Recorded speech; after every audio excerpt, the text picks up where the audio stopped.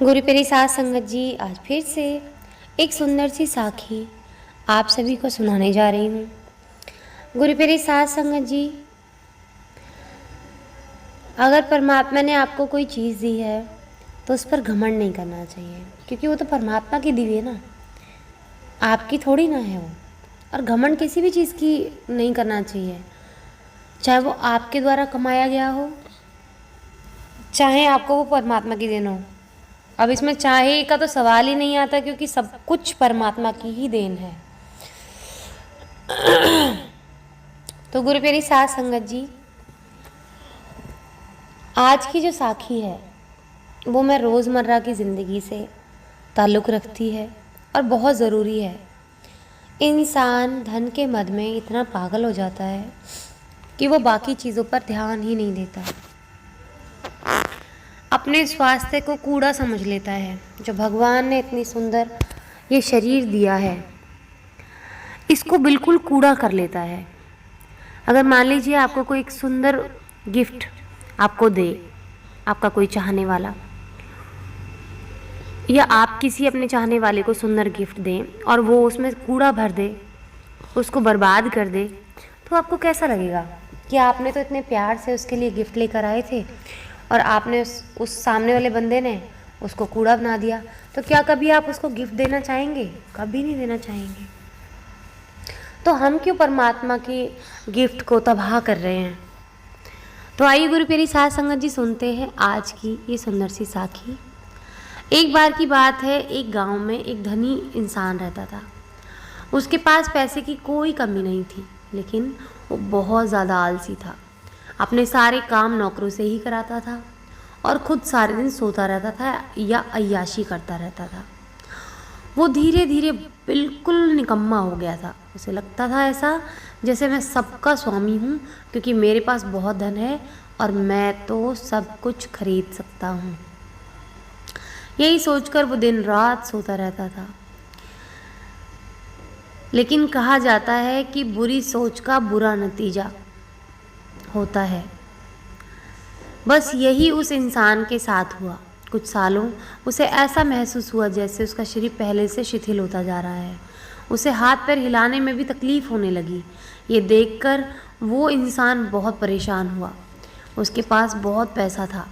उसने शहर के बड़े बड़े डॉक्टर्स को बुलाया और खूब पैसा खर्च किया, लेकिन उसका शरीर ठीक नहीं हो पाया। वो बहुत दुखी रहने लगा।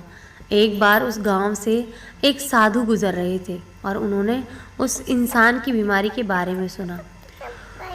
उन्होंने सेठ के नौकर से कहा कि वो उसकी बीमारी का इलाज तो कर सकते हैं,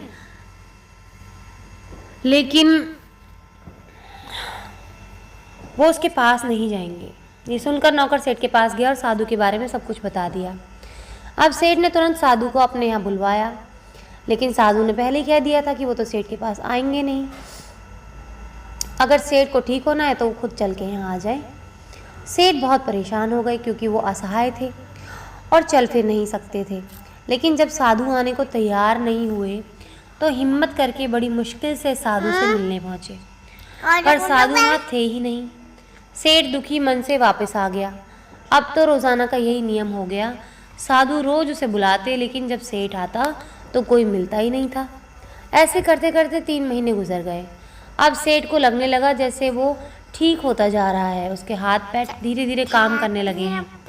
अब सेठ की सारी बात समझ में आ गई कि साधु रोज़ उससे क्यों नहीं मिलने आते थे। लगातार 3 महीने चलने से उसका शरीर काफ़ी ठीक हो गया। तब साधु ने सेठ को बताया कि बेटा, जीवन में कितना भी धन कमा लो, लेकिन स्वस्थ शरीर से बड़ा कोई भी धन नहीं होता। गुरु प्यारी साध संगत जी, मैं आज इस साखी को इसलिए शेयर कर रही हूँ कि हमारे समाज में बड़ी होड़ चलती है। अगर किसी के घर में कोई काम वालियाँ हैं तो लोग सोच लेते हैं कि काम वालियाँ रखना धनवानों की निशानी होती है और हम भी काम वाली रखेंगे, और अपने पतियों को परेशान करना शुरू कर देती हैं पत्नियाँ जो घर में बैठी हुई हैं। मैं उनकी बात कर रही हूँ। काम वालियाँ उन लोगों को लगानी चाहिए जिनकी मजबूरी है, जिसमें पति और पत्नी दोनों ही बाहर जा रहे हैं कमाने के लिए। तो घर का काम संभालने के लिए उनके पास समय नहीं होता है, तो उनके लिए काम वाली वाजिब है। लेकिन जिस घर में पत्नी काम पर नहीं जा रही है और पति काम पर जा रहे हैं, तो और वो पत्नी घर में रहकर भी काम वालियाँ लगा रही है, तो धिक्कार है उनके जीवन पर। उनके शरीर में इतनी बीमारियां हो जाएंगी जिसका कोई हिसाब किताब नहीं है। पहले ज़माने में कभी बीमारियों के नाम ही नहीं सुनते थे इतने। आज हर घर में तीसरे बंदे को थायराइड जैसी प्रॉब्लम है। हर घर में किसी को सांस की प्रॉब्लम है, किसी को थायराइड की प्रॉब्लम है, किसी को मोटापे की प्रॉब्लम है, और मोटापे की वजह से फिर डिप्रेशन की प्रॉब्लम हो जाती है। और जब हम वर्कआउट नहीं करते ना, तो बहुत जल्दी डिप्रेशन घेरता है हमारे शरीर को।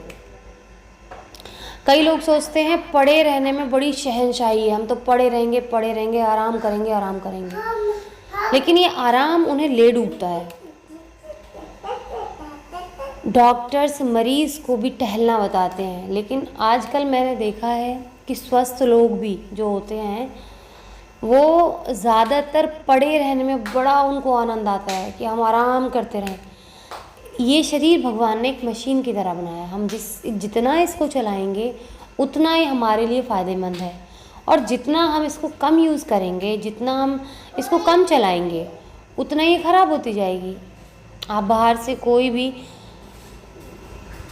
वाहन लेकर आते हैं, समझ लीजिए घर में, तो वो वाहन जब तक ही ठीक रहता है जब तक कि उसको चलाया जाए, और अगर वो घर में एक कोने में लाके खड़ा कर दिया जाए तो उसमें जंग लगनी शुरू हो जाती है और वो ख़राब हो जाती है। मैंने बहुत से ऐसे लोगों को देखा है कि अपने घर में हाथ बटाने में बड़ी प्रॉब्लम होती है उनको, चाहे वो बहन भाई हों, मैं उनकी बात कर रही हूँ, चाहे और आगे ससुराल की बात हो। तो बहुत से ऐसे लोग हैं, मैं सभी की बात नहीं कर रही हूँ, बहुत से लोगों में की मजबूरी भी होती है। कई लोगों का बच्चियों का समय भी ऐसा होता है कि जब उन्हें बहुत ज़्यादा ज़रूरत होती है काम वालियों की, अपने या अपनों के सहारे की, तब उन्हें सहारा नहीं मिलता, तो उन्हें मजबूरन काम वाली लगानी पड़ती है। लेकिन जब आपकी कोई मजबूरी नहीं है, सिर्फ आप अपने ऐशो आराम के लिए काम वाली लगा रहे हैं, सबसे बड़ी गलती कर रहे हैं। जब एक घर का इंसान, चाहे वो आदमी हो चाहे औरत हो, आज के ज़माने में ये रह ही नहीं गया है कि आदमी ही कमाने जाएगा या औरत ही कमाने जाएगी। कोई भी कमाने जा सकता है और कोई एक घर संभाल सकता है। अब इस सोच को मिटाना होगा। हाँ, लड़कियों के लिए थोड़ा सा ये प्रॉब्लम होती है कि वो एक बच्चे को जन्म देती है, उनका शरीर कमज़ोर हो जाता है, तब तक के लिए उनकी बहुत केयर करनी चाहिए, और जब उनको सही लगे तभी उनको जॉब पर जाना चाहिए, किसी को फोर्स नहीं करना चाहिए। तो गुरु मेरी साथ संगत जी, जिन लोगों के घर में मजबूरी नहीं भी होती ना, तो वो लोग भी काम वाली लगा लेते हैं, और ऐसे लोग अपने शरीर का कूड़ा कर रहे होते हैं, जैसे सेठ ने कर लिया था। वो सोचते हैं कि हमारे पास पैसा है तो हम सब कुछ खरीद सकते हैं, लेकिन स्वास्थ्य नहीं खरीद सकते। आप अपने स्वास्थ्य को बिल्कुल कूड़ा कर रहे हैं। लोग जिम जाते हैं लेकिन घर का काम नहीं करते, ये बड़ी बेवकूफ़ी। आज का चलन बड़ा गलत हो गया। पहले कौन सी औरतें जिम जाती थी? पैसे का कोई सदुपयोग कर ही नहीं रहा है, और फिर कहते हैं हमारे पास दान का समय नहीं है, हमारे पास पैसे नहीं है, ये नहीं है, वो नहीं है। तो आज का सिर्फ मेरा कहने का मतलब ये था कि भगवान के दिए हुए इस गिफ्ट का, शरीर का सदुपयोग करें, सेवा में लेकर आएँ। आप भी स्वस्थ रहेंगे और आपको दुआएं भी मिलेंगी जब आप अपने घर को संभालेंगे, बाहर भी किसी की मदद करेंगे शरीर से। और अगर जब आप आलसी हो जाएंगे तो ना आपका मन करेगा किसी की मदद करने का, और बुरे विचार भी आपके दिमाग में आते रहेंगे, बुरे कर्मों की तरफ भी जाते रहेंगे आप हमेशा। तो गुरु प्रिय साथ संगत जी, अच्छे कर्मों में ध्यान बटाने के लिए अपना शरीर को स्वस्थ रखना बहुत ज़रूरी है। आज इसी के साथ इस सुंदर सी साखी को यहीं समाप्त करना चाहूँगी, और एक बात ज़रूर कहना चाहूँगी, धन को इंसान ये ना समझे कि वो उसकी ताकत है, ये उसकी कमज़ोरी बनते देर नहीं लगता। तो किसी भी चीज़ का अहंकार ना करें, धन का सदुपयोग करें, दुरुपयोग ना करें। धन से ये ना समझे कि हम सब कुछ खरीद सकते हैं। इंसान कुछ भी खरीदने के लायक नहीं है, सिर्फ भौतिक वस्तुएं ही खरीदी जा सकती हैं। आज इसी के साथ इस सुंदर सी साखी को यहीं समाप्त करना चाहूँगी। मिलती हूँ आपसे अपनी अगली वीडियो में नई साखी के साथ। तब तक के लिए खुश रहें, सुमिरन करते रहें, सच्ची सेवा करते रहें। और बच्चों के लिए मेरा खासकर मैसेज है कि बच्चों, जितने भी बच्चे हैं, छोटी उम्र से लेकर बड़ी उम्र तक के जितने भी बच्चे हैं, घर पर पड़े ना रहें, अपने पेरेंट्स की मदद कराएं काम में। आज आप मदद कराएंगे, उनकी दुआएं भी आपको लगेंगी और आप हेल्दी भी रहेंगे। किसी जिम में जाने की ज़रूरत ही नहीं है। गांव के आपने बच्चों को देखा होगा, कितने मजबूत शरीर होते हैं, मुक्का मारे तो सामने वाले को हिला देते हैं। लेकिन आजकल शहरों के बच्चे बहुत कमज़ोर हो गए, क्योंकि वर्कआउट ही नहीं है ना उतना, उस हिसाब से ना खान पीन, ना रहन सहन, ना उनकी दिनचर्या ऐसी है, आलस आलस भरा हुआ है। तो गुरु प्यारी साध संगत जी, अपने बच्चों को काम करने की सलाह दें, ना कि उनको गले से लगाकर बिठाए रखें। काम करवाएं। पहले गुरुकुल भेज दिया करते थे अपने बच्चों को, जितने भी महाराजा हुआ करते थे, बड़े बड़े महाराजा भेज दिया करते थे अपने बच्चों को, सोचिए बचपन में कि, और उनकी शिक्षा करवाते थे पूरी। वहाँ पर उनसे भिक्षा मंगवाई जाती थी, पूरे आश्रम में झाड़ू पोंछा करवाया जाता था, बर्तन मंजवाए जाते थे, हर तरह की शिक्षा दी जाती थी। तो आज का बच्चा उनके तो नाखून के बराबर भी नहीं है। तो हमें अपने बच्चों को इस तरह से तैयार करना है जैसे पहले ज़माने में किया करते थे। तो वो एक बच्चा भी होगा ना, 1.25 लाख के बराबर होता है।